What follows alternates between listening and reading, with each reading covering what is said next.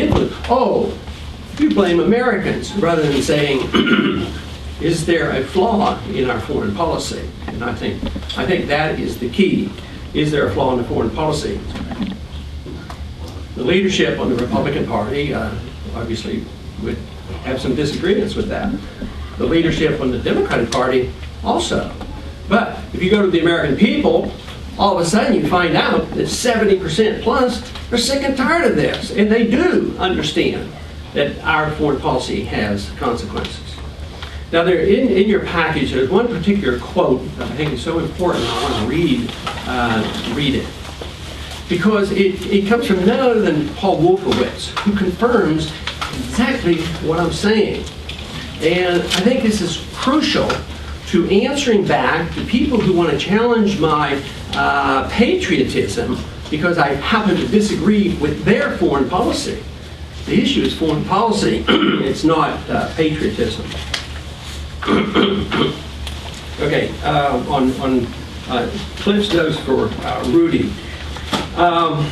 There are a lot of things that are different now after the invasion of Iraq, and one that has gone almost unnoticed, but it's huge, is by complete mutual agreement between the United States and Saudi government, we can now remove almost all our forces from Saudi Arabia, because he acknowledges it had a consequence. It was one of the reasons that Osama bin Laden attacked us.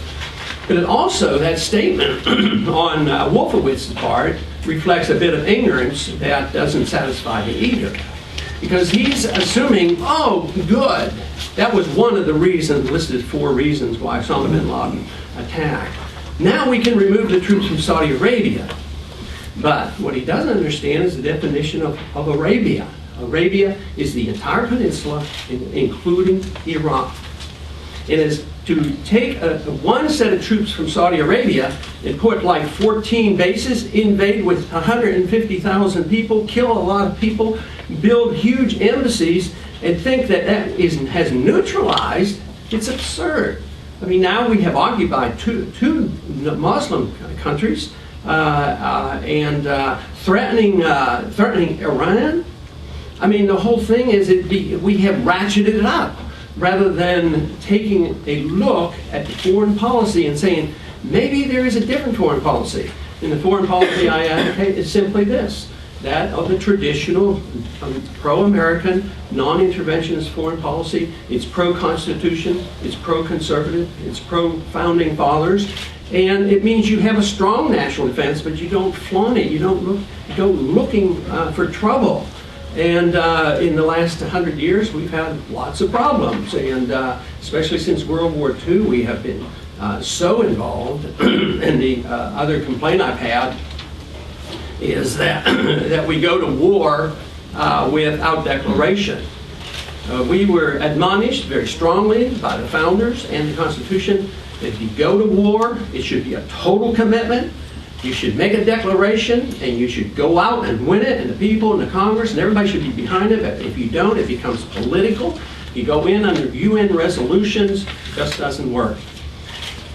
The one approach that I have offered, and will be in the form of legislation soon, is that of removing the authority. But not removing it tomorrow. What I would like to do is sunset the authority, and in 6 months it would just be removed. Because no longer are there weapons of mass destruction, there never were, so that condition doesn't exist. And enforcing UN resolutions against Saddam Hussein, he doesn't exist anymore, so there's really technically no authority left. Those were the 2 authorities: get rid of the weapons and enforce UN resolutions. And I would like to sunset and clarify that. In 6 months it would disappear. That means that Congress, it would get away from this discussion about, do you support the troops and do you fund the troops? Do you interfere with the president's power to be commander-in-chief? It just gets away from it, puts the burden back on the Congress where it belongs, and Congress would have to decide what to do. Declare war, or get out, or stop the funding, to send a message, or give the authority again new. So those are the things I think are so important. And like I said, I think this issue is key. I think it's something that needed to be said, and I'm delighted that it has been brought to the forefront.